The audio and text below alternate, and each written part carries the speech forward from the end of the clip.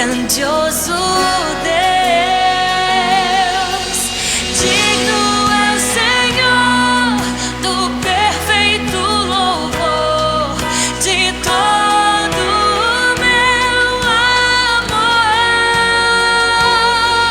Enquanto eu respirar, desejo te adorar, agora e pra sempre.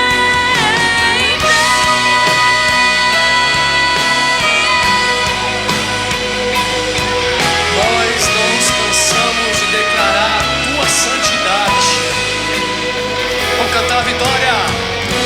Os que te temem chamam Santo, Santo, Santo.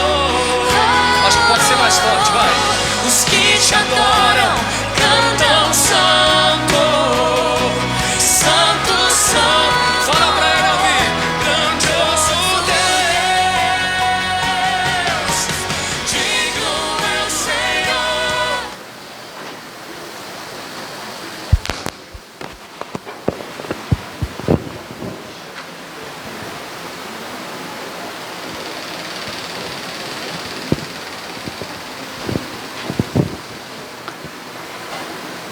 Bom dia, queridos irmãos. Bom dia! Eu acredito que com esta chuva abençoada, né? Inclusive, acho que tinha muitos irmãos que gostariam de estar até na cama, não é verdade? Mas Deus é muito bom, né? Que chuva abençoada tem, né? Deus tem nos dado nestes últimos dias, né? Temos que louvar e agradecer ao Senhor. Queremos assim cumprimentar também todos os nossos amados irmãos, amigos, que nos acompanham também através das redes sociais, né? O nosso sincero bom dia, né? Sejam realmente bem-vindos a estarmos na presença do Senhor neste domingo, né? Que é o dia do Senhor. E ali na nossa tela diz, o que diz lá em Salmos? Alegrei-me. Vamos novamente falar bem forte que esta é a alegria do povo de Deus. Alegrei-me quando me disseram, vamos à casa do Senhor. Queridos, esta é a alegria do povo do Senhor, poder estar aqui. Na sexta-feira, por exemplo, nós aqui na nossa reunião de oração, né, a nossa missionária Laís esteve compartilhando conosco, aonde já tem estados que o lockdown já chegou por aí. E nós estamos assim temendo. O nosso governador já fez um chamado para os prefeitos no dia de amanhã. Terá uma reunião, né, via videoconferência. E nós estamos correndo esse risco aí novamente de não podermos estar na casa do Senhor, reunidos. Não sabemos o que será definido ainda. Mas, queridos, vamos aproveitar aquilo que o Senhor tem nos dado. Vamos? Vamos, amados. Eu não sei se amanhã nós teremos mais. De repente vai ser suspenso aí, né, pastor? E aí? Ai, meu Deus, agora eu não posso, mas de repente teve a oportunidade, não estava aqui. Queridos, vamos acordar. Deus quer nos falar nesta manhã mais uma vez. Hoje nós vamos estar vendo aí, né, a quarta carta à igreja me ajuda. Oi? Tiatira. Ai, pastor, ainda bem que o senhor errou, não foi só eu. Tiatira, queridos. Hoje vai ser a carta às igrejas de Tiatira, né? Queridos, que bom. Vamos orar? Vamos ficar de pé? Vamos agradecer o Senhor por esta chuva? Vamos agradecer o Senhor por poder estar aqui, né? Isto é privilégio. Vamos lá? Senhor, louvado, exaltado seja o teu nome. Queremos te engrandecer para todo sempre, porque tu és o nosso Deus, merecedor de toda honra e toda glória. Pai querido, eu coloco a minha vida, a vida de cada irmão, de cada pessoa que está nos assistindo, ó Deus, via também, ó Deus, online. Que o Senhor esteja nos visitando neste momento, nesta manhã, que nós realmente possamos ser impactados pelo Senhor através da tua palavra. Ó Deus, toma as nossas vidas nas tuas mãos. Nós queremos render graças ao Senhor por esta chuva abençoada que o Senhor tem derramado copiosamente nesses últimos dias na nossa região. Queremos te agradecer pela vida, Senhor. Queremos te agradecer pela saúde. Queremos te agradecer pela oportunidade de poder estar na tua casa neste dia. Queremos te agradecer pelo teu cuidado, pela tua misericórdia, pela tua graça, que se renovou nas nossas vidas neste dia. Ó Deus, somos eternamente gratos ao Senhor, por tudo que o Senhor tem feito nas nossas vidas. Te agradecemos pelas vitórias, mas também te agradecemos, ó Pai, que em meio às dificuldades o Senhor tem nos sustentado e nos abençoado. Ó Deus, fala conosco nesta manhã. Aqui estamos para sermos edificados através da tua palavra mais uma vez. É em nome de Jesus, aquele que vive e reina para sempre, que oramos e agradecemos por tudo que o Senhor fez e ainda fará nas nossas vidas. Amém. Podeis assentar, a equipe de louvor tem a palavra.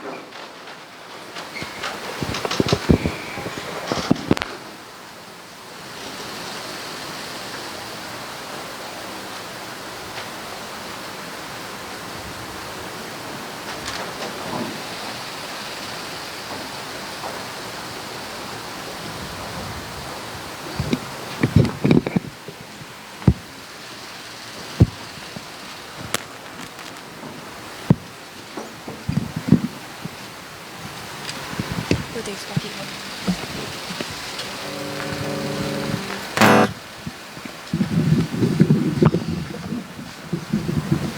Bom dia, irmãos. Vamos ficar de pé para cantar a música Até que Ele Venha. Viva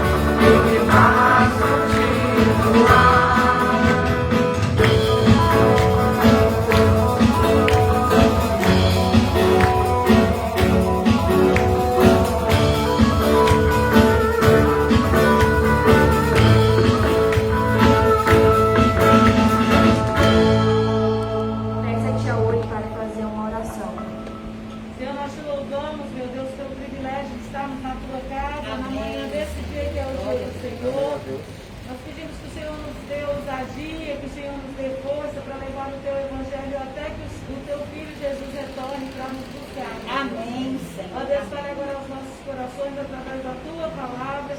E obrigado mais uma vez, porque mesmo nesse tempo de pandemia temos o privilégio de estar na tua casa. Glória. É a nossa oração em nome de Jesus. Amém. Amém. Podem sentar.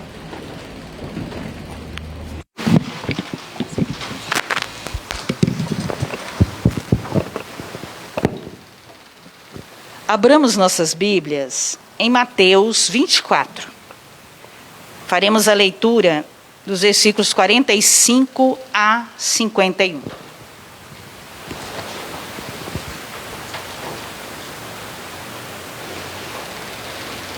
Deixa eu pegar meu acessório aqui que eu esqueci.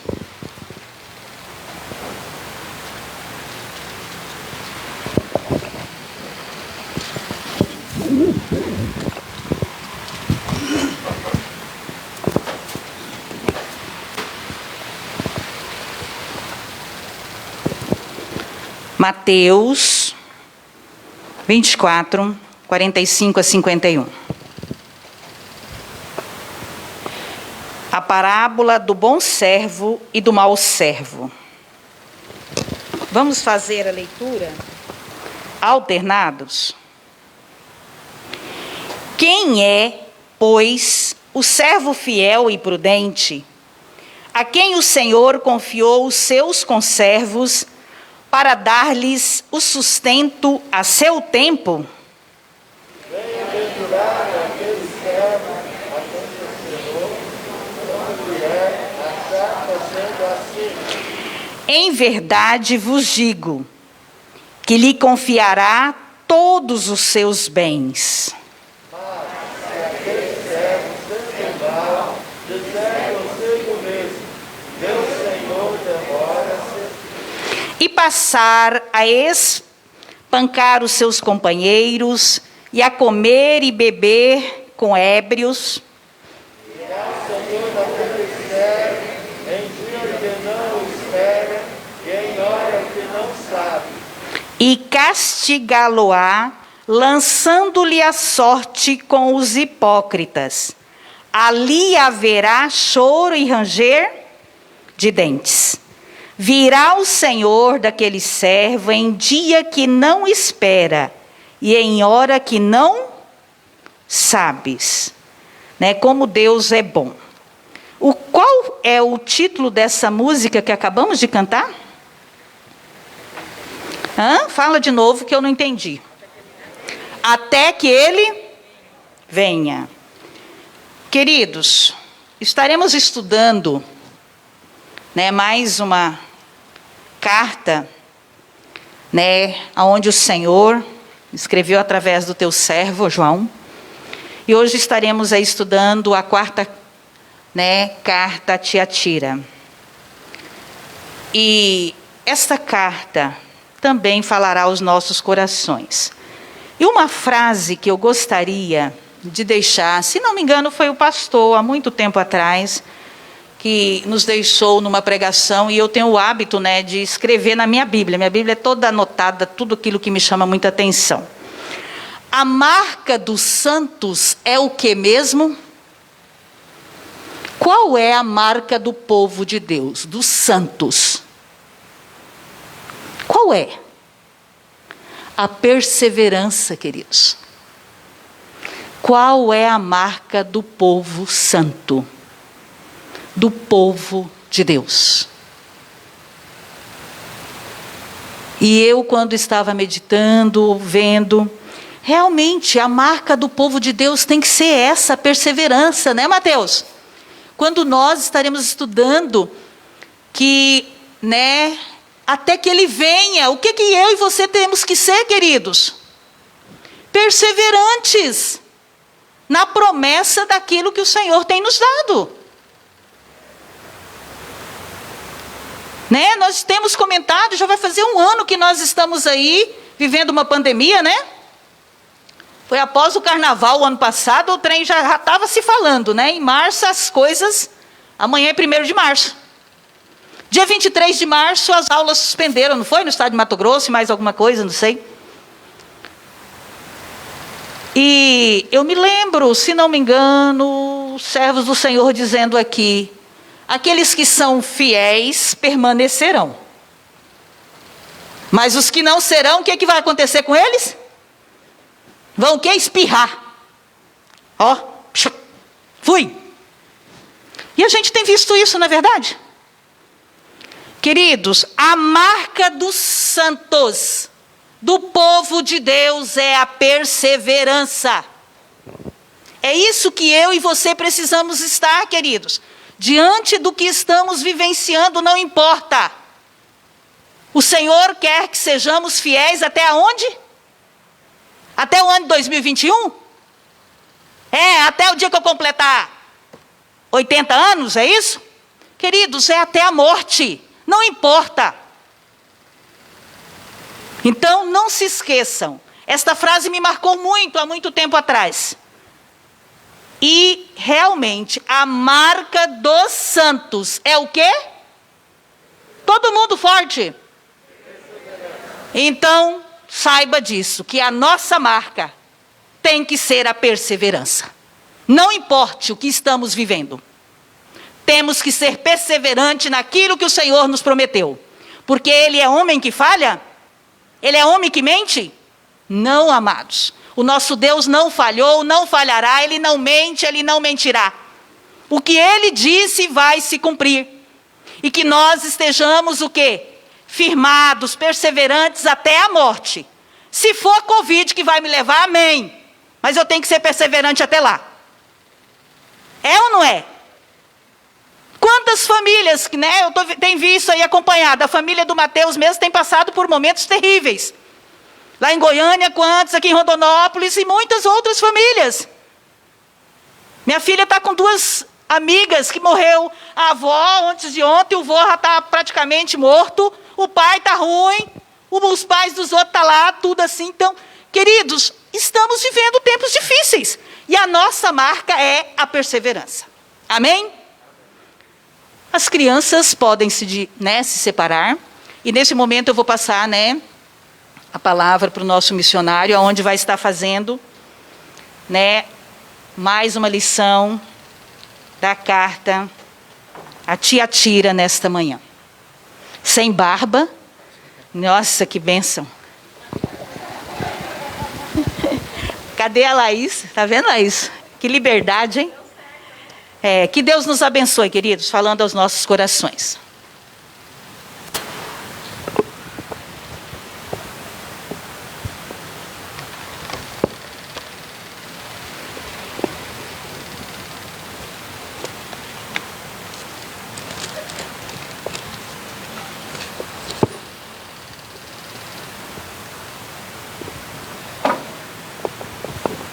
Meus irmãos, bom dia, graça e paz. Estão vendo algo novo, né? Graças a Deus. Eu também já estava querendo tirar, mas foi um propósito missionário que os irmãos irão entender. Dia 13 de março, na transmissão da nova UCP Online. E a nossa UCP Online foi uma bênção ontem, graças a Deus. Tenho certeza que o Senhor falou muito aos nossos corações através da história de David Livingstone, que é um missionário que morreu orando e esteve realizando seu trabalho na África. E todos esses missionários, eles têm falas, assim, frases, são impactantes. E eu espero que Deus traga o ardor missionário aos nossos corações quando estivermos tendo a oportunidade de assistir ao UCP Online, que está trabalhando com essas séries de histórias de missionários. Se você não assistiu, por favor, hoje à tarde, tire um tempo para você assistir. São 28 minutos que você vai estar tirando do seu dia, e eu tenho certeza que você será abençoado. Convido os irmãos a estarem abrindo vossas Bíblias no livro do Apocalipse, capítulo 2. Hoje teremos a exposição do versículo 18 até o versículo de número 29, e assim fecharemos o capítulo 2. Com isso, chegamos praticamente na metade da nossa série de ensinos dominicais, cujo tema é Cartas para a Igreja de Cristo.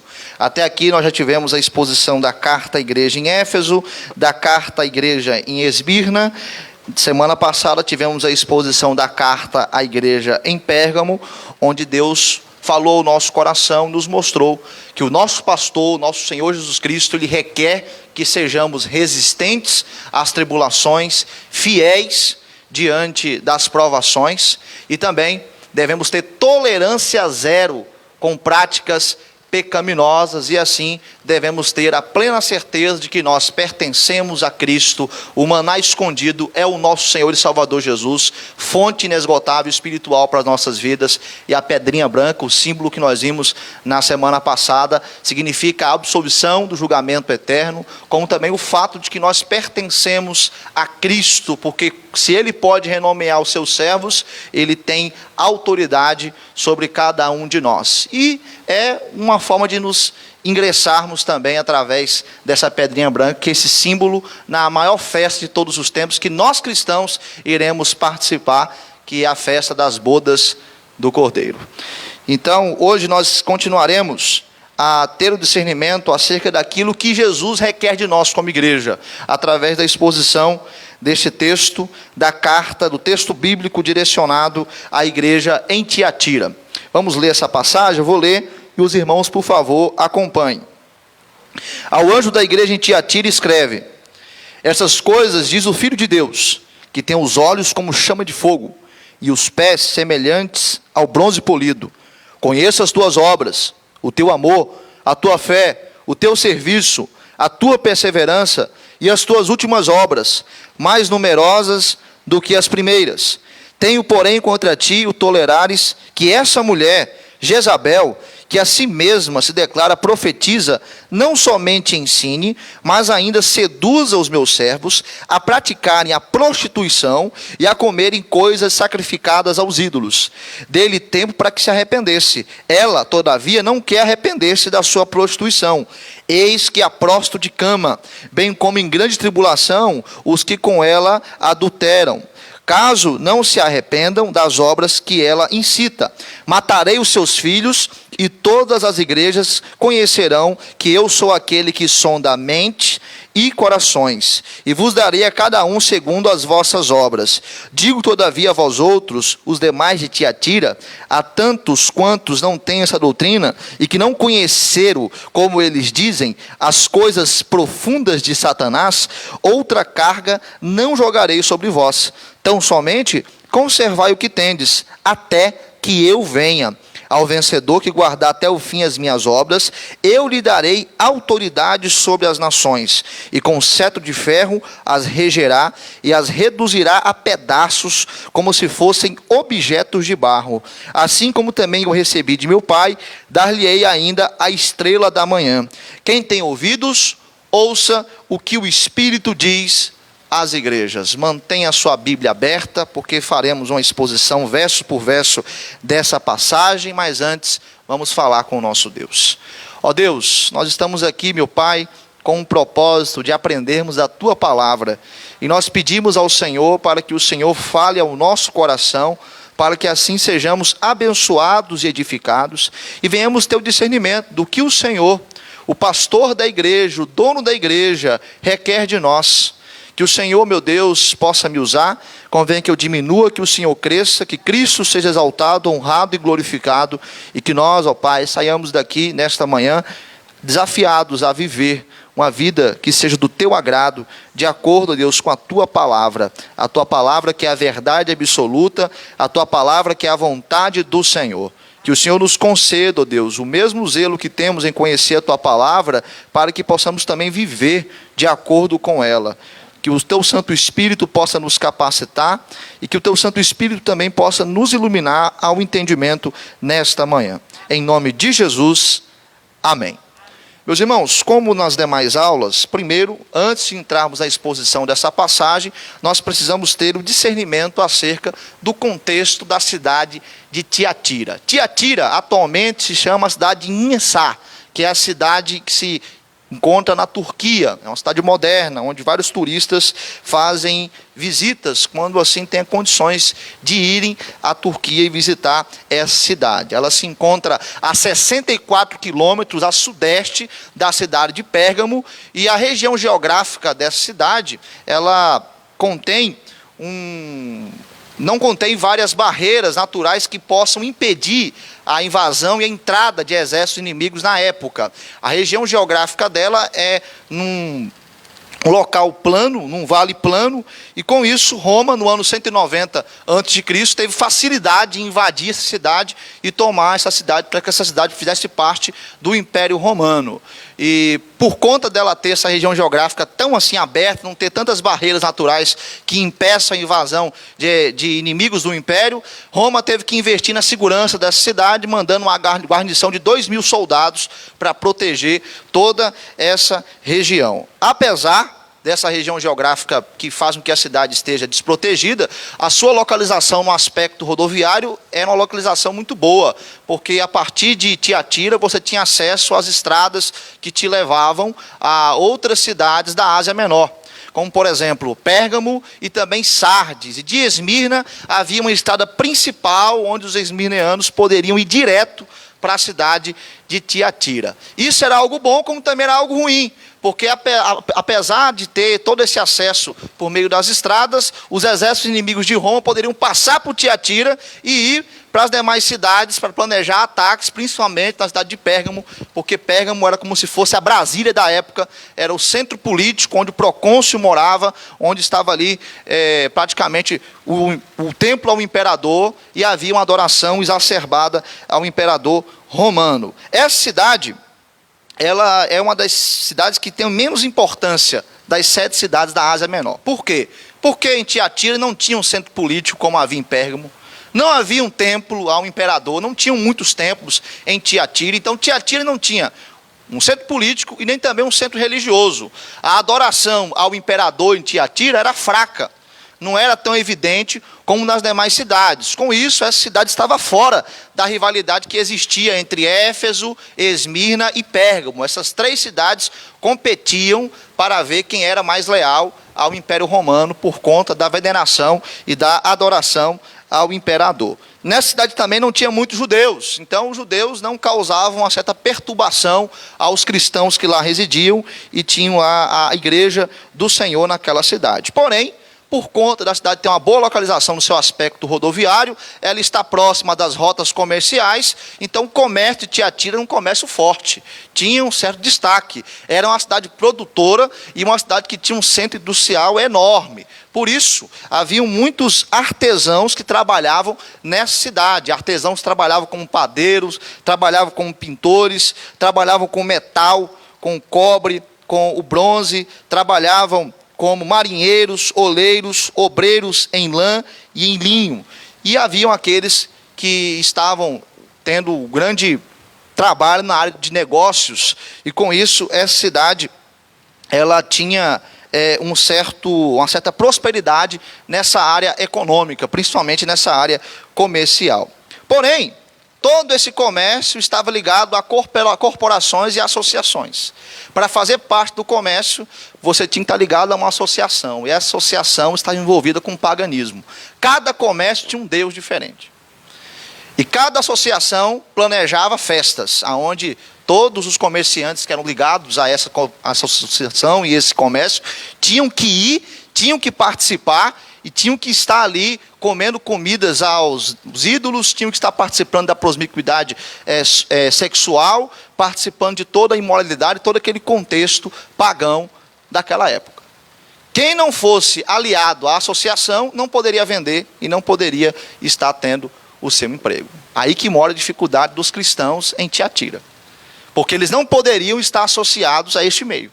Porque se eles estivessem, eles deveriam participar das festas pagãs e viver como os pagãos. Os deuses mais adorados lá em Tiatira era Apolo e também a deusa Diana, que tinha um templo lá na cidade de Éfeso só dedicado a ela. Então esses deuses eram os deuses mais adorados lá em Tiatira. E a dificuldade que os cristãos passavam era nessa área econômica, e eles eram praticamente banidos da sociedade, porque eles não participavam dessas associações e também não participavam dessas corporações.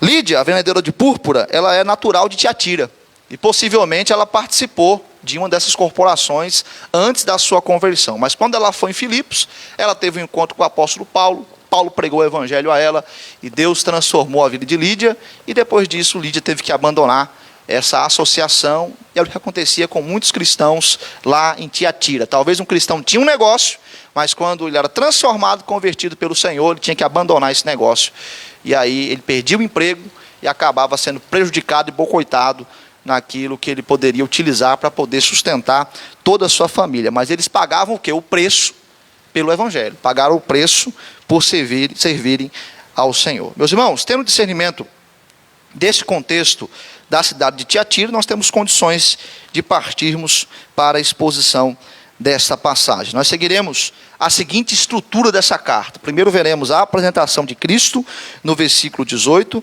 depois o elogio de Cristo para esta igreja no versículo de número 19, depois disso veremos a admoestação do Senhor no versículo 20 ao versículo 23, depois a motivação de Cristo para com essa igreja, versículo 24 e 25, e por fim a promessa do versículo 26 até o versículo de número 29. Vamos à apresentação, verso 18, todos juntos.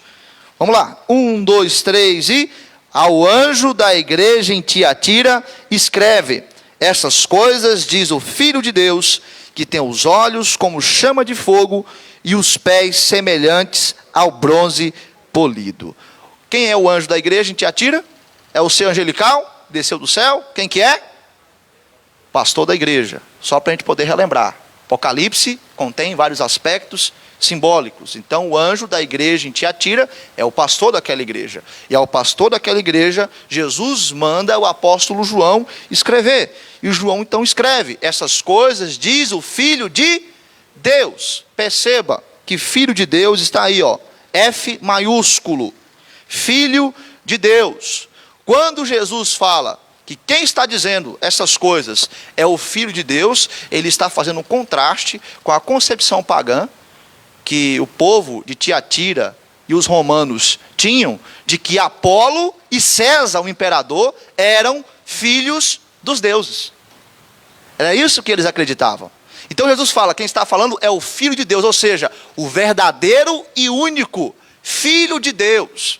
O Deus homem, aquele que é 100% homem e 100% Deus. E não um semideus, porque a mitologia grega acreditava que os filhos dos deuses, alguns filhos de deuses, eram semideuses, ou seja, 50% Deus, 50% homem, mais ou menos nessa compreensão que eles tinham. Jesus é diferente, ele é o Filho de Deus, ele é 100% homem, ele é 100% Deus. Quem está falando é o pastor da igreja, quem está falando é o dono da igreja, quem está falando é o único e verdadeiro Filho do Deus vivo. É assim que ele se apresenta à igreja em Tiatira, mas ele continua a sua auto-identificação.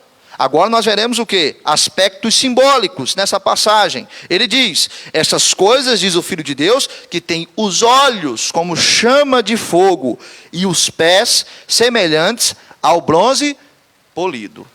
Não podemos cometer o erro de fazer uma interpretação literal dessa passagem, senão a gente vai chegar lá no céu e dizer: nossa, Jesus vai ter olhos como de fogo, vai queimar a gente, vai ter pés como bronze polido, como é que ele se mexe? Isso tudo tem o quê? Um significado. É algo simbólico. E é uma alusão àquilo que Jesus havia falado para o apóstolo João no capítulo 1, no versículo 14 e no versículo 15. Alguém leia, por favor. Apocalipse 1, versículo 14 e verso 15 também.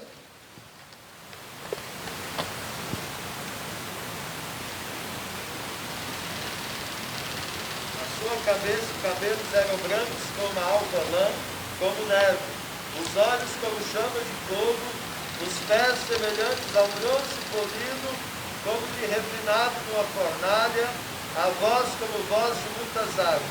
Então aqui podemos ver que Jesus está falando ao apóstolo João, o apóstolo João está descrevendo os olhos como chama de fogo, os pés semelhantes ao bronze polido. Mas o que significa esses símbolos?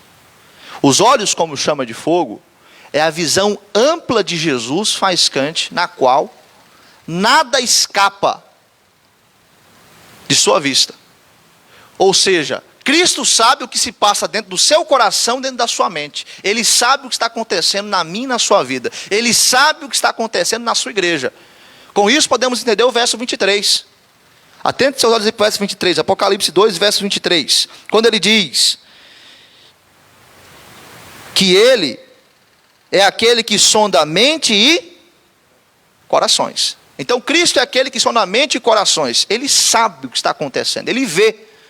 E esses olhos como chama de fogo, isso comunica a nós a ideia de que nada que é pecaminoso pode entrar na presença santa de Jesus. Por isso, ele dissipa as trevas e ele está preparado para queimar as impurezas da sua igreja. Porque o fogo, ele tem um aspecto purificador. Então tudo aquilo que é impuro, e é interessante que Jesus está comunicando isso para uma cidade que tem artesãos que mexem com o metal, ourives, que pegam o metal, colocam no fogo, tira todas as impurezas, polhe o metal. Isso é muito interessante porque eles conseguem ver essa imagem. Jesus como aquele que tem olhos como chama de fogo, aquele que vai queimar as nossas impurezas, aquele que vai purificar, aquele que vai santificar a sua igreja, aquele que sabe e conhece os nossos pecados ocultos, porque os meus pecados ocultos eu posso esconder de todos. Os seus pecados ocultos você pode esconder da igreja, mas os nossos pecados ocultos estão escancarados diante do nosso pastor, diante daquele que é o Filho de Deus e que tem olhos como chama de fogo. Além disso, ele fala que tem os pés semelhantes ao bronze polido. E é interessante porque os mesmos artesãos que trabalham habilmente com bronze, eles sabem que a liga desse metal, ela é bem durável, ela é estável, ela é firme, ela é resistente. E quando Jesus diz que ele tem os pés semelhantes ao bronze polido, ele está comunicando ao contexto de Tiatira, de que ele, como Senhor, como pastor da igreja, está com os crentes, como também está preparado para resistir os pecados da igreja e para pisar sobre os inimigos da fé. Ou seja, Jesus está preparado, com um bronze brilhoso, para resistir tudo aquilo que é pecaminoso, está no meio da igreja, como também para estar aplicando o seu juízo para com aqueles que estão querendo de alguma forma prejudicar a vida de sua igreja aqui na terra, os inimigos do cristianismo. Jesus está pronto para exercer a sua justiça, porque como vimos na semana passada, ele é aquele que tem a espada de dois gumes, a espada mais cortante, que é o poder da sua palavra. Por isso, Jesus então na sua apresentação, ele fala a essa igreja, ele fala a nós como igreja: olha, eu sou o Filho de Deus, aquele que sabe o que está acontecendo, porque eu sondo mentes e corações. Eu estou preparado para poder purificar vocês, como também resistir a cada pecado, e eu estou com vocês para também exercer juízo para com aqueles que estão de alguma forma se levantando contra a pregação do evangelho, contra o avanço da igreja aqui nessa terra. Essa é a apresentação do pastor da igreja para Tiatira, não só para Tiatira, para nós, para a igreja de Guiratinga, para a igreja em todos os locais que estão espalhados por esse planeta. Essa é a apresentação do nosso pastor. Vejamos agora o elogio, versículo 19.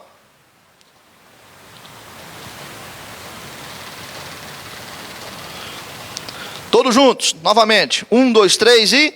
conheço as tuas obras, o teu amor, a tua fé, o teu serviço, a tua perseverança e as tuas últimas obras mais numerosas do que as primeiras. Jesus fala: conheço as tuas obras. Ele está familiarizado com as obras que esta igreja está desempenhando. Ele usa 4 palavras para poder reconhecer o quão essa igreja estava avançando nas obras de amor cristão. Quais são essas palavras? Atente seus olhos para o texto. Versículo 19. Jesus fala o quê? Do amor, mais o quê?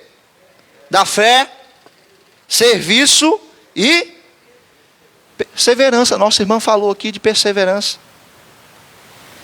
Qual é mesmo a marca dos santos? Perseverança. Os crentes em Tiatira tinham essa marca. Por quê? Eram perseverantes. Os crentes em Tiatira, grande parte da igreja, mais à frente nós veremos o problema lá. Mas por enquanto vamos ficar com um aspecto positivo. Mas os crentes em Tiatira demonstravam o quê? Confiança e amor para com Deus. Eles demonstravam amor para com o próximo. Eles demonstravam fé em Deus. E isso era o quê? Obras interiores do coração, amor e fé. Essas obras interiores se expressavam em obras exteriores. O amor e a fé levavam eles a estarem servindo uns aos outros. Essa igreja enfrenta dificuldades, como outras igrejas na Ásia Menor também enfrentava. Dificuldades financeiras. Muitos cristãos estão desempregados. Muitos cristãos não estão lucrando em seus negócios. Por quê? Porque eles não estão concordando com o contexto pagão, que querem forçar eles a adentrarem nas associações em Tiatira, para que eles possam estar tendo lucro em seus negócios. Então, eles estavam o quê? Ajudando uns aos outros. E eles estavam perseverando diante das dificuldades. E é interessante nós observarmos, aí no texto, o que Jesus diz na parte final. As tuas obras são o quê? Mais numerosas do que as... Lembra de Éfeso? O que aconteceu em Éfeso? O que aconteceu em Éfeso? Qual foi o problema de Éfeso? Perdeu o primeiro amor. Olha o texto aí, gente. Apocalipse 2. Apocalipse 2, versículo de número 4. O que Jesus fala à igreja em Éfeso? Alguém leia.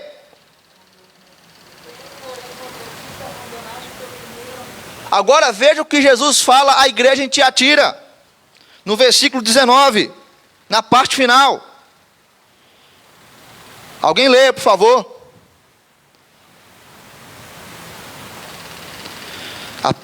Apocalipse 2, versículo 19, parte final.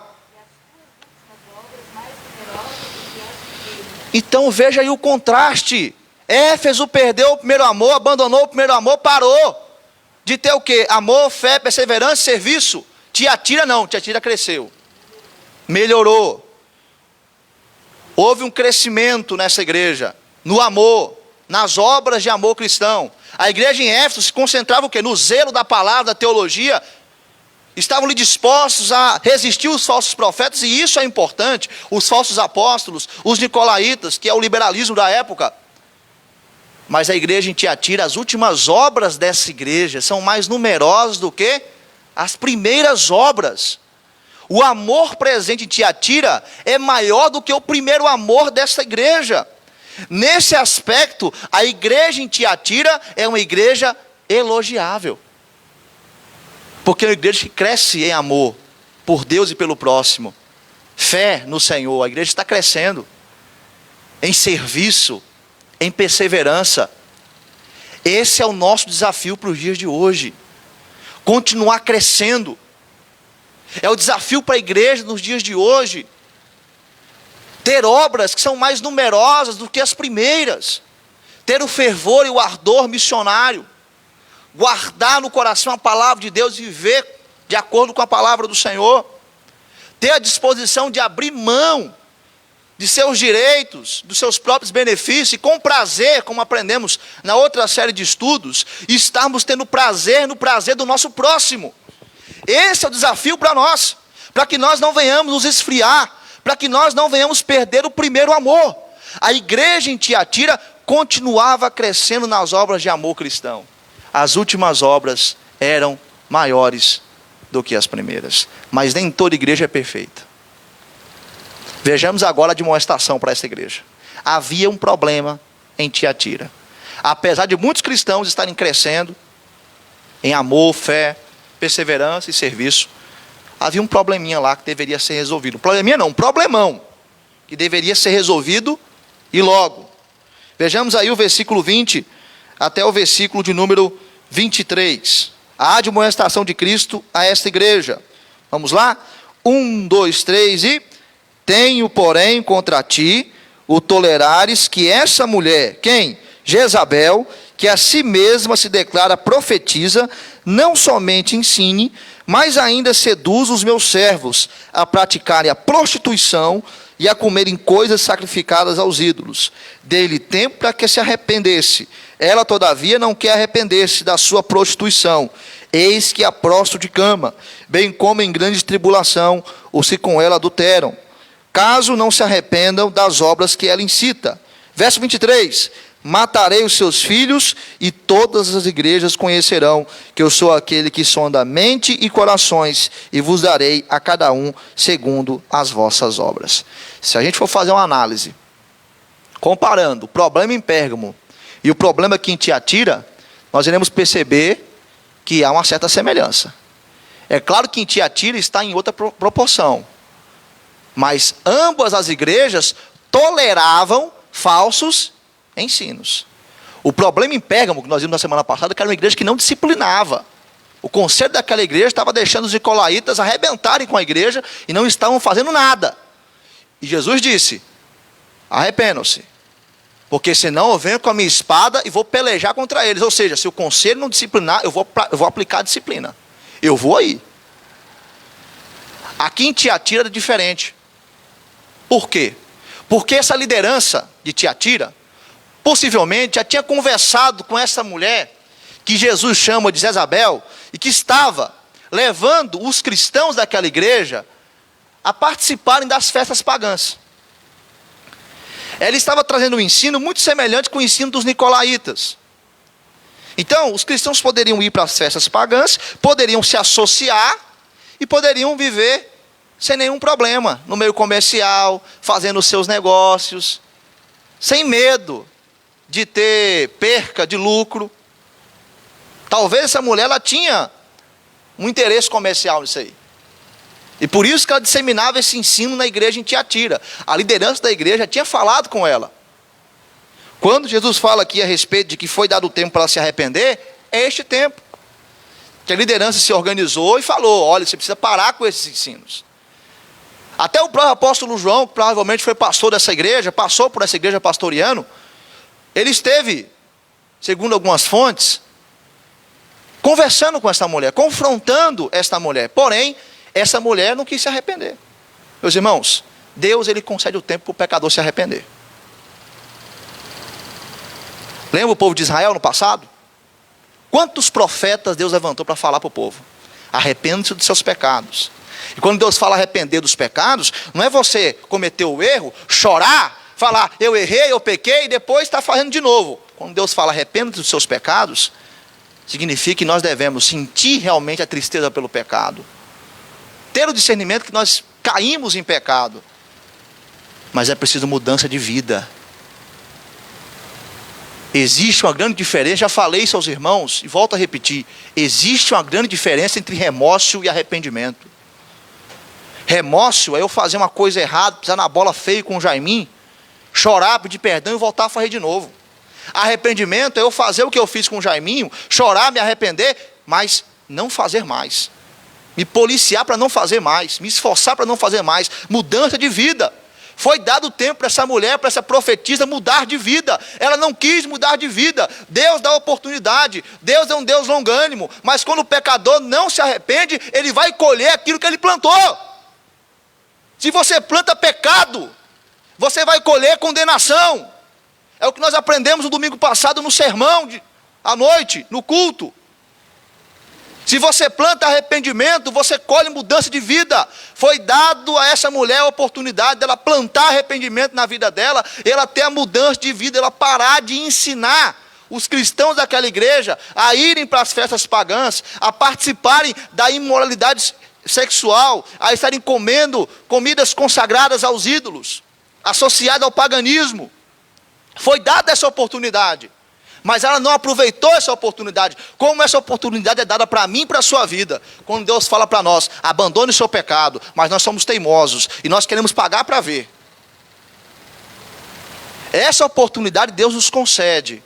Deus concede ao pecador. Mas no caso dessa mulher, essa mulher ela não se arrependeu. E a alusão que Jesus faz dessa mulher com Jezabel ela é perfeita. Porque Jezabel no Antigo Testamento, o que essa mulher fez? Ela era esposa de um rei chamado Acabe. E ela acabou induzindo o povo de Israel a adorar Baal e Azera, que eram considerados como deuses da fertilidade. Então a gente percebe o quê? A semelhança do ministério dessa mulher que se dizia profetiza, e no Novo Testamento a gente encontra passagens bíblicas em que as mulheres profetizam, ou seja, pregam a palavra de Deus, ensinam a palavra do Senhor, Mas no caso dessa mulher, ela estava trazendo um ensino diabólico para a igreja. Ela estava induzindo alguns cristãos daquela igreja a pecarem contra o Senhor. E qual era o erro? O tolerar. Eles estavam tolerando, não era uma tolerância sadia. E era um problema porque os nicolaítas em Pérgamo eram um grupo. Essa mulher não, ela chegou falando, eu sou profetisa. É o que diz o texto. Olha aí. Apocalipse capítulo 2, o versículo de número 20, fala que assim mesma se declara o quê? Profetiza. Então, ela tinha um posto de liderança dentro da igreja. Como profetiza. Mas ela poderia ser o quê? Um membro da igreja qualquer que chegou lá e queria influenciar os cristãos. Com algum interesse comercial, porque os cristãos participassem lá do comércio, participassem lá das associações e corporações, sem nenhum problema. Ela era um câncer para a igreja em Tiatira, essa mulher. Era um câncer que estava danificando a espiritualidade daqueles que estavam seguindo o ensino dela. Um ensino totalmente contrário às escrituras sagradas. Um ensino totalmente voltado ao liberalismo nos dias de hoje. O que o liberalismo prega nos dias de hoje? Concessões ao mundo, adaptação ao mundo, secularização da igreja. É isso que eles pregam. E o mesmo problema a igreja em Tiatira e outras igrejas estavam enfrentando. Neste quesito, Éfeso estava bem, porque Éfeso resistia os falsos apóstolos. Éfeso odiava as obras dos nicolaítas. Porém, Pérgamo e Tiatira tinham um problema, com proporções diferentes, mas toleravam os falsos ensinos, que conduziam o povo de Deus a pecarem contra o Senhor. Atente seus olhos para a passagem. É dito no versículo 21, dê-lhe tempo para que se arrependesse. Ela todavia não quer se arrepender da sua prostituição, ou seja, o tempo foi dado, a oportunidade foi dada. Ela não quis. O versículo 22 é o versículo da colheita. Ela plantou pecado, olha a colheita aí dela. Juízo de Deus. Olha o que Jesus diz. Eis que apróstolo de cama. Ela ficou enferma. Bem como em grande tribulação, os que com ela adulteram, caso não se arrependam das obras que ela incita. O versículo 23 fala, matarei os seus filhos e todas as igrejas conhecerão que eu sou aquele que sonda mente e corações e vos darei cada um segundo as vossas obras. Precisamos entender aqui o seguinte, no versículo 22, quando é falado a respeito daqueles que sofrerão grande tribulação, aqueles que com ela adulteraram, ou seja, caíram em pecado, seguiram os seus ensinos, caso não se arrependam das obras que ela incita, é um grupo de crentes que estão tendo a oportunidade de se arrependerem. Foi dada a oportunidade à falsa profetisa para que ela se arrependesse, e é dado a esse grupo também a oportunidade para que eles se arrependam, abandonem esses ensinos e se apeguem com a palavra de Deus. Mas quando no versículo 23 fala a respeito dos filhos, aqui não são os filhos dessa mulher, da procriação dessa mulher, mas são seus seguidores fiéis, é um outro estágio do grupo, daqueles que estão sendo influenciados por ela. Então esses que estão totalmente com a mente cauterizada por conta dos pecados, esses que estão sendo fiéis a essa mulher, eles não têm mais tempo de arrependimento. O que Jesus diz? Matarei os seus filhos. Eles vão colher o quê? Condenação. O que eles plantaram? Qual foi a semente que eles plantaram? Foi o quê? Pecado, não foi? Qual é a colheita? O salário do pecado é o quê? É isso. É simples. É dado um tempo para que um grupo se arrependa. Se não se arrependerem e continuarem persistindo no pecado, a colheita vai ser o juízo. A colheita vai ser a morte. E aqui no final do versículo fala, eu vos darei cada um segundo as vossas obras. Ou seja, Deus é justo. E Ele aplica a sua justiça segundo a gravidade dos pecados. O pecado da profetisa era um pecado grave. Ela está pagando por isso. A conta chegou. Ela está pagando. Os filhos da profetisa, aqueles que não é dada a oportunidade de se arrepender, também estão pagando a conta, estão pagando caro. Meu irmão, o melhor caminho é o caminho do arrependimento. Não insista em cair neste pecado que você tem insistido cair. Não insista em justificar este pecado que você tenta justificar para as pessoas e até mesmo para Deus. Ele é o Senhor que tem os olhos como chama de fogo e os pés semelhantes ao bronze polido. Ele está querendo o quê? Purificar a sua igreja. E Ele vai purificar a sua igreja. Como? Aplicando juízo nessa Jezabel, nessa falsa profetisa e matando os seus filhos. É dado o tempo para que nós como igreja venhamos nos arrepender das nossas mazelas e dos nossos pecados. Mas se você não se arrepender e continuar caindo em pecado, o preço que você vai pagar é um preço muito alto. Vai ser uma má colheita, porque você está plantando uma má semente. Por isso, que possamos aproveitar a oportunidade que temos, para que venhamos nos arrepender de nossas mazelas, dos nossos pecados. Porque Cristo, Ele quer purificar a sua igreja. Ele está com os seus olhos como chama de fogo, para dissipar as trevas e para queimar tudo aquilo que é impuro. E esta é a admoestação para a igreja em Tiatira. A igreja deveria se corrigir. Como? Tolerância zero com falsos ensinos. Tolerância zero com tudo aquilo que é antibíblico. Com tudo aquilo que bate de frente com a palavra de Deus. Tolerância zero. Não tem que ter tolerância alguma. Porque Cristo está admoestando essa igreja. E Cristo está agindo com a sua espada, com o seu juízo. Vamos à motivação. Versículo 24 e versículo 25. Todos juntos. Verso 24 e 25. Vamos lá? Digo, todavia, a vós outros, os demais de Tiatira, a tantos quantos não têm essa doutrina, e que não conheceram, como eles dizem, as coisas profundas de Satanás. Outra carga não jogarei sobre vós. Tão somente conservai o que tendes, até que eu venha. Jesus agora vai se referir ao grupo dos fiéis. Aqueles que não foram influenciados pelos ensinos dessa falsa profetisa. Para os irmãos terem uma noção do detalhe aqui no versículo 24, o ensino dessa mulher era tão diabólico, ninguém sabe quem era essa mulher. Ninguém sabe. Jezabel é apenas uma alusão, não é algo assim, que o nome dessa mulher realmente era Jezabel. Mas o ensino dela era tão diabólico, que na mente dela, ela poderia estar falando para aquele povo, que eles estavam conhecendo as coisas profundas de Deus. Mas na verdade aquele povo estava conhecendo, sabe o quê? As coisas profundas de Satanás. Por quê?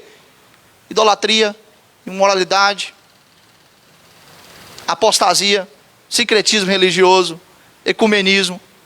Eles estavam conhecendo as coisas profundas de Satanás. Esse era o ensino desta mulher. Então estes que estavam sendo induzidos a conhecer as coisas profundas de Satanás, como a gente viu na admoestação de Cristo a esta igreja, eles estavam correndo perigo. Havia um grupo que poderia se arrepender e havia outro grupo que sofreria com juízo, porque já foi retirado o tempo de arrependimento desse grupo, que são os filhos desta mulher. Mas Jesus agora aqui, na motivação para essa igreja, ele está se referindo à parte fiel. Então vocês que se apegaram às escrituras sagradas, vocês que não estiveram envolvidos com os ensinos dessa falsa profetisa, que não conheceram as coisas profundas de Satanás, Jesus diz, outra carga não jogarei sobre vós. Vamos pegar então essa fala de Jesus do versículo 24, aí no final, outra carga não jogarei sobre vós, e juntar ela com o versículo 25, para fazermos a interpretação. Então quando Jesus fala, outra carga não jogarei sobre vós, e o versículo 25 está falando, tão somente conservai o que tendes até que eu venha, Cristo está falando nessa igreja o seguinte, olha, não vou jogar outra carga para cima de vocês, apenas continuem firmes, mantendo o que vocês têm. O que eles tinham? Amor, fé, perseverança e serviço. Na verdade é o contrário, a sequência, amor, fé, serviço e perseverança. Era isso que eles tinham. Essa era a preciosidade da igreja em Tiatira. E Jesus vai dizer para esse grupo, olha, se mantenham firmes, apesar de vocês terem tolerado esses falsos ensinos, se mantenham firmes no amor, na fé, no serviço e na perseverança. E isso é até que eu venha. É o que nós cantamos. Até que ele venha. Ou até que ele volte. Até a segunda vinda de Cristo nós temos uma responsabilidade. E que responsabilidade é essa? Continuar crescendo em amor, fé, serviço e perseverança.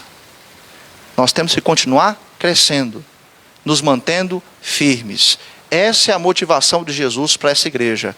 Conserve aquilo que vocês têm. Mantenham-se firmes até que eu venha. A promessa, para a gente poder encerrar. Versículo 26 até o versículo 29. Leiamos todos juntos. Ao vencedor, que guardar até o fim as minhas obras, eu lhe darei autoridade sobre as nações, e com um cetro de ferro as reduzirá a pedaços, como se fossem objetos de barro. Assim como também eu recebi de meu Pai, dar-lhe ainda a estrela da manhã. Quem tem ouvidos, ouça o que o Espírito diz às igrejas. É interessante que nesse versículo 26, nós temos uma descrição do vencedor. Jesus diz, ao vencedor. E quem é esse vencedor? Aquele que guarda até o fim as minhas obras. E guardar até o fim as obras de Cristo é continuar crescendo no amor, na fé, no serviço e na perseverança. É se apegar com a palavra de Deus. É guardar a palavra de Deus no coração e viver de acordo com a palavra de Deus. Quando você guarda a palavra de Deus no seu coração, você fala a palavra de Deus, porque a boca fala aquilo que o coração está cheio. Quando você tem a palavra de Deus no seu coração, você vive de acordo com ela. Porque tudo que a gente faz tem como expressão aquilo que está no nosso coração. Todas as nossas reações, escolhas, decisões têm como expressão aquilo que está no nosso coração. É a sede do homem. É por isso que Deus diz que devemos amá-lo com toda a nossa força, com todo o nosso entendimento, com todo o nosso coração. E assim também o nosso próximo. É por isso que lá em Provérbios diz que devemos guardar o nosso coração, porque dele procedem as fontes da vida. E é por isso que o salmista fala no Salmo 119:11 que ele guarda a palavra do Senhor no coração para não pecar contra o Senhor. Quem é o vencedor? Aquele que guarda a palavra de Deus no coração, que vive de acordo com a palavra de Deus, aquele que se mantém firme até a volta do nosso Senhor e Salvador Jesus Cristo. Aquele que é mais que vencedor em Cristo Jesus. E a este, a promessa, a nós, a promessa é que teremos autoridade sobre as nações. O que Deus deu ao seu filho, o filho irá compartilhar com os seus servos. Vamos compreender isso à luz de outras passagens bíblicas. Vejamos o que Jesus fala lá em Mateus capítulo 19, versículo 28. Alguém leia, por favor. Mateus 19, versículo 28.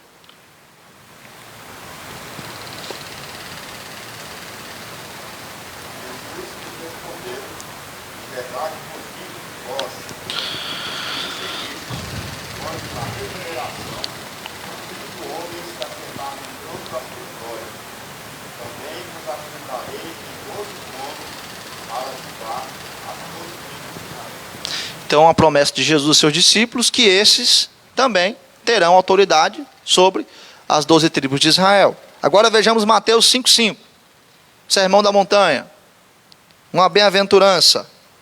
É importante que nós tenhamos discernimento que todo cristão deve ter essas características aí das bem-aventuranças. São características de um cristão. Mateus 5:5. Os mansos herdarão o quê? A terra.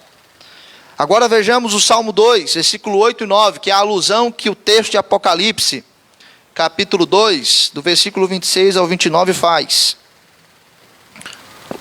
Salmo 2, versículo 8 e 9.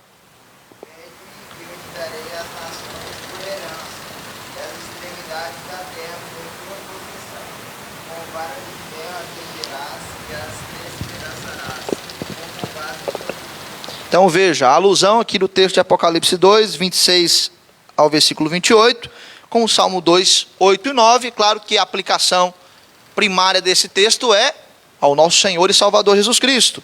Agora Filipenses 2, do versículo 9 ao 11. Filipenses capítulo 2, do versículo 9 ao 11.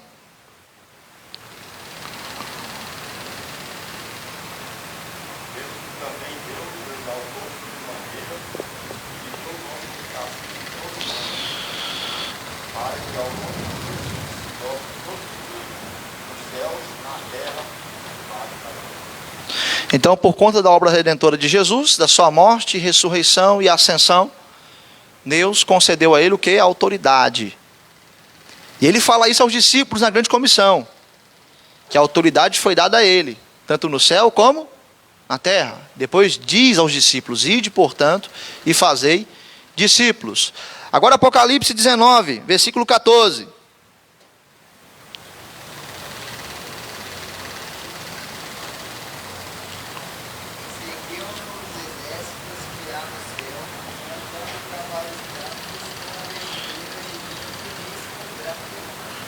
O contexto aqui dessa passagem é a batalha do Armagedon, onde os reinos da terra irão se juntar para, de forma tola, tentar resistir àquele que vem para julgar todas as coisas, o nosso Senhor e Salvador Jesus na sua segunda vinda. E a grande questão aqui nesse versículo 14 é que esses exércitos aqui, não sabemos se são apenas anjos ou os santos, que poderão vir montados em cavalos brancos. Não se sabe, há essa grande dúvida nessa passagem.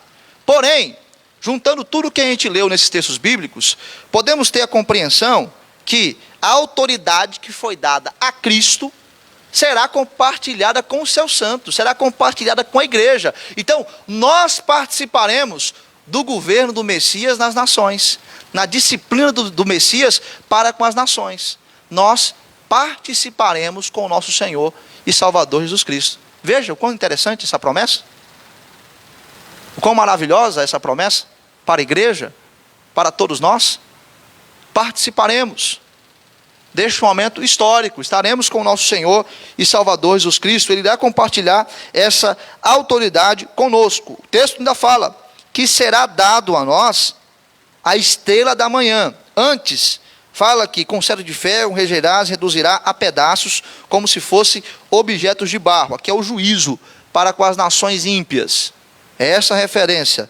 E quando se fala para artesãos, que para oleiros principalmente, que haverá esse despedaçamento como vasos de barro, eles estão entendendo essa imagem. É uma linguagem na qual Jesus comunica ao contexto de Tiatira. E eles têm essa imagem de forma clara em suas mentes. Então, assim como também eu recebi de meu Pai, dar-lhe-ei ainda a estrela da manhã. A estrela da manhã é o próprio Jesus. Vejamos Apocalipse 22, versículo 6. Alguém leia, por favor.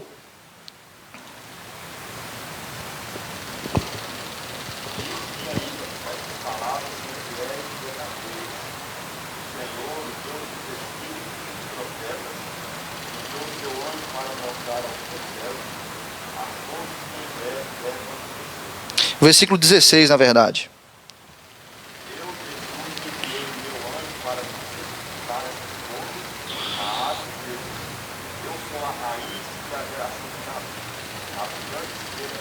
Então, eu sou a raiz e a geração de Davi, a brilhante estrela da manhã. O que tudo isso significa? A promessa de Jesus para a igreja é a seguinte: nós governaremos e brilharemos na glória eterna, juntos com o nosso mestre, com o nosso pastor.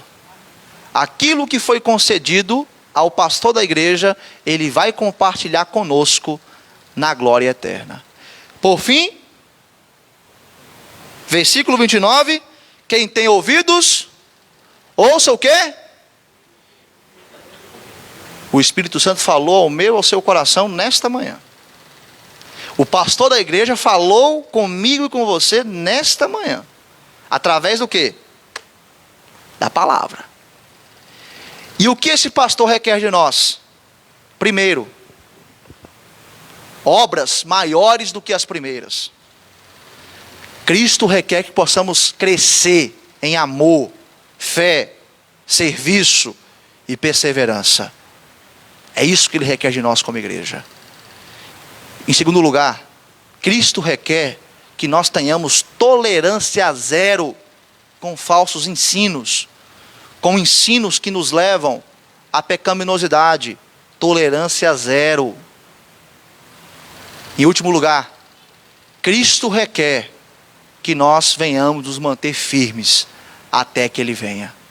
Então, até que Ele venha, nós temos responsabilidade como igreja. Que responsabilidade é essa? Amar a Deus com todo o nosso coração, amar o próximo, crer no Senhor com todo o nosso coração, buscar ao Senhor com todo o nosso coração, servir ao Senhor, servir o nosso próximo, ter perseverança até que Ele venha. É isso que Ele requer de nós como igreja. Se você ouviu, não foi palavra do Mateus, foi palavra de Deus, foi palavra do pastor, através do Espírito Santo. Cabe a mim e a você agora, a viver, a praticar obras maiores do que as primeiras, a ter tolerância zero com falsos ensinos, e a estarmos procurando nos manter firmes, conservando aquilo que temos. Amém? Vamos orar? Convido os irmãos a se colocarem de pé, para que a gente possa orar.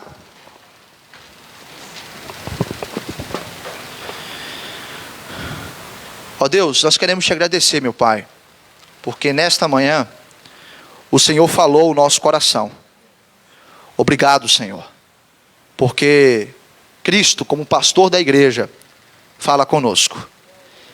E Ele tem autoridade para nos elogiar, enaltecer, como também para admoestar, puxar nossa orelha, nos disciplinar. Porque Ele é o dono da igreja e nós pertencemos a Cristo. Ó Deus, a começar de mim, nos ajude, Pai, a termos as nossas obras maiores do que as primeiras que já realizamos. Que o Senhor, Pai, nos ajude a termos firmeza com a palavra do Senhor, a lermos a Tua palavra, conhecermos a Tua palavra, vivermos de acordo com a Tua palavra, para que não venhamos, ó Deus, ser ludibriados por falsos profetas, com falsos ensinos. Que o Senhor, meu Pai, possa nos ajudar a nos manter firmes, a desenvolver a nossa salvação com temor e tremor, e a estarmos crescendo na graça e no conhecimento do nosso Senhor e Salvador Jesus Cristo. Nos ajude, meu Deus, porque sozinhos nós não conseguimos. Ó Pai, o Senhor conhece, ó Deus, a nossa vida e sabe das nossas fraquezas. Que o Senhor venha operar em nós transformação de vida. Ó Deus, se há alguém aqui, ó Pai, que o Senhor está dando a oportunidade de arrependimento, e essa pessoa não está se arrependendo, que o Senhor, meu Deus, venha com o Teu Santo Espírito convencer essa pessoa da justiça, do pecado e do juízo, e que este venha se arrepender, abandonar práticas pecaminosas, para que não seja tarde demais, e este, ó Pai, não venha colher o que aquela falsa profetisa e os seus seguidores colheram no passado na igreja em Tiatira. Ó Deus, nos ajude, nos guarde, nos proteja, e que nós possamos ser perseverantes até o fim, sendo fiéis até a morte, porque o Senhor nos dará a coroa da vida. É em nome de Jesus que nós oramos. Amém. Os irmãos podem se assentar. Temos algum aviso a passar para a igreja? A semana de oração vai iniciar amanhã, até sexta-feira, às 18h30. Então que você possa estar vindo à nossa semana de oração. E a ceia no próximo domingo, por ocasião do culto, que você possa estar se preparando para esse momento especial onde participaremos da mesa do Senhor. Mais algum aviso? Não tendo mais nenhum aviso, meus irmãos, a nossa escola dominical, ela encerra, termina por aqui. Que Deus te abençoe e lhe conceda um ótimo domingo, e eu espero vê-los novamente à noite para o nosso culto. Você que nos acompanhou pelas redes sociais, muito obrigado por estar conosco, acompanhando a nossa escola bíblica dominical.